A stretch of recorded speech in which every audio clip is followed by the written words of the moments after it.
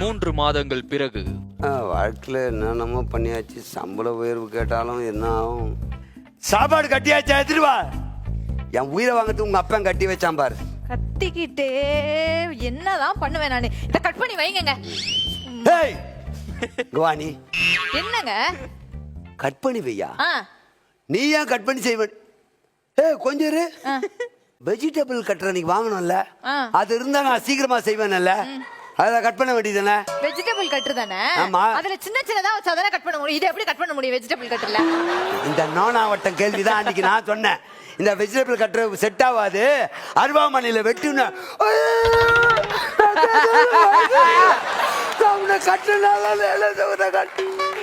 Dialogue பேசுறது நீ தானே? அன்னைக்கு உனக்கு தெரியாதா? வெஜிடபிள் கட்டர் உள்ள இவ்வளவு பெற்று வச்சு அமுக்க முடியாது. அன்னைக்கு தெரியாதா? சொன்னல, படிச்சு படிச்சு படிச்சு படிச்சு சொன்னல. ஆமாங்க.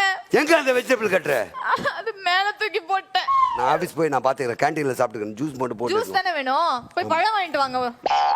ஏய், ஃப்ரிட்ஜில் இருந்து மரியாதையா பழம் எடுத்து ஒழுங்கா போட்டு. உனக்கு அப்புறம் மரியாதை கெட்டு போயிடும். ஆமா, ஜூஸர் ஒன்று வாங்கினல நீ.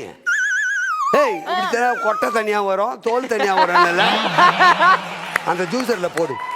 நீ ரொம்ப ஸ்டெயின் பண்ண வேணாம், ஜூஸர்ல போட்டு கொடு. ஜூஸர்ல தானே? இங்க பாருங்க, 1 கிலோ ஆப்பிள் எவ்வளோங்க? 200 ரூபாய். 200 ரூபாய் ஆப்பிள். 40 ரூபாய்க்கு ஜூஸ் குடிச்சா நமக்கு 160 ரூபாய் மிச்சம் தானே? பாரு, அன்னைக்கு அதே தான் நான் சொன்னேன் அந்த கடையில்.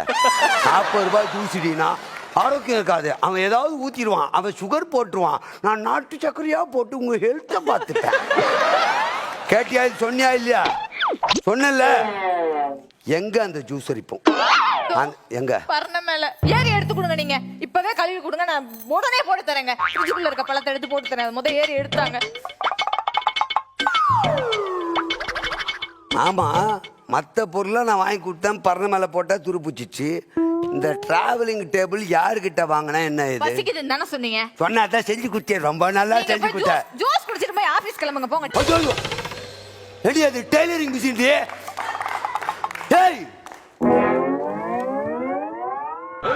என்ன சொன்ன நீ? ஜாக்கெட் டிசைனா 10 கோடி ஜாக்கெட் தச்சு லட்ச லட்சமா சம்பாதிப்பேன்.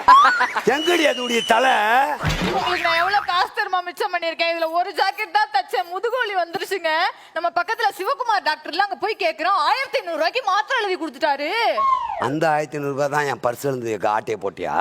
நீங்க யோசிச்சு பாருங்க, ஒரு வாரத்துக்கு 1500 ரூபாய்க்கு மாத்திரைனா 4 வாரத்துக்கு எவ்வளவு ஆச்சு? 6000 ரூபாய். ஒரு வருஷத்துக்கு 60000 ரூபாய் நான் உங்களுக்கு மிச்சம் பண்ணிருக்கேன். இந்த நோனாவட்ட கதைக்கு தான் சொன்னேன், இது நமக்கு செட் ஆகாது, இந்த கருமத்தை வாங்காதன்னு. சரி, இது மேல இந்த மண்டை எங்கடி? இங்க பாருங்க, நம்ம வந்து இதை இப்ப எடைக்கு போட்டோம்னா இது 250 ரூபாய்க்கு எடுத்துக்குவாங்க. என்ன நீங்க இது மதிப்பு தெரியாம பேசிட்டு இருக்கீங்க? 22000 ரூபாய்க்கு வாங்கினது 250 ரூபாய். உங்க அப்பா வீட்டு தான் பண்ணுவேன். அன்னைக்கு வாங்கின புடவை தானே இது. அதனாடி ஸ்கிரீன் துணி மாதிரி இதை போட்டு மூடி வச்சிருக்க. ஆசைப்பட்ட புடவைய இதுங்க பாருங்க, ஒரு மாதிரி நூல் எல்லாம் பிரிஞ்சுக்கிட்டு வருதுங்க. அதனாலதான். ஏண்டி என்னதான்? ஏண்டி ரொம்ப அழகா கோல்டு கலர்ல ஏத்தி இப்படி வா. ஏய், இப்படி வா. கோல்டு கலர் புடவைன்னு சொன்ன கால் மிதியா போட்டு வச்சிருக்கிய. அன்னைக்கு எத்த புடவை தானடி இது? இந்த மாதிரி கிழிஞ்சுக்கிட்டு போயிருச்சுங்க. 12000 ரூபாய் நான் உழைச்ச பணத்தை உனக்கு மெரிக்கிறதுக்கும் கறிக்கந்தைக்கும் அந்த மிஷின் மூடி வைக்கிறதுக்கும் யூஸ் பண்ணிருக்கேன். மனசாச்சு இருக்காடி? நீங்க அப்படி பேசாதீங்க.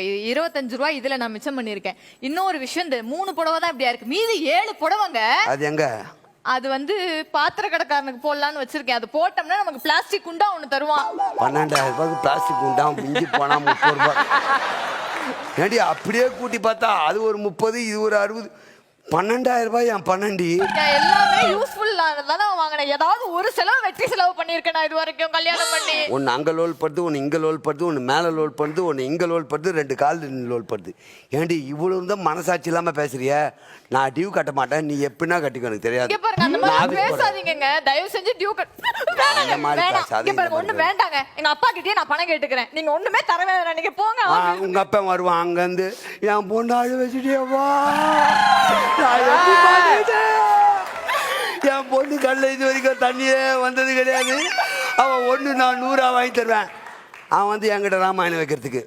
உங்கள் அப்பா கிட்ட கேட்காத, ஆனால் என்னால் இந்த மாதம் கட்ட முடியாது, நீ வந்தால் டியூஸ் கார்டுன்ட்டு சொல்லிட்டு இந்த மாதம் கட்ட மாட்டேன். ஆனால் உங்கள் அப்பங்க அதுக்கு போச்சுன்னா அந்த ஆள் நீலி கண்ணீர் வடிப்பான் பாரு, நான் ஏதோ ஒன்று கொடுமை பண்ண மாதிரியே காட்டுவான்.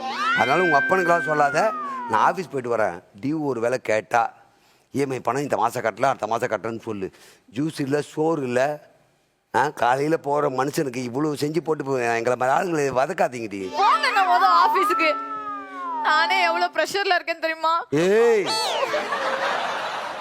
எல்லாம் விதிடா, விதி. இந்த மனுஷன் அப்பவே சொன்னாரு எதுவும் வேணாம் வேணான்னு. கேட்டியா உனக்கு அறிவே இல்லை.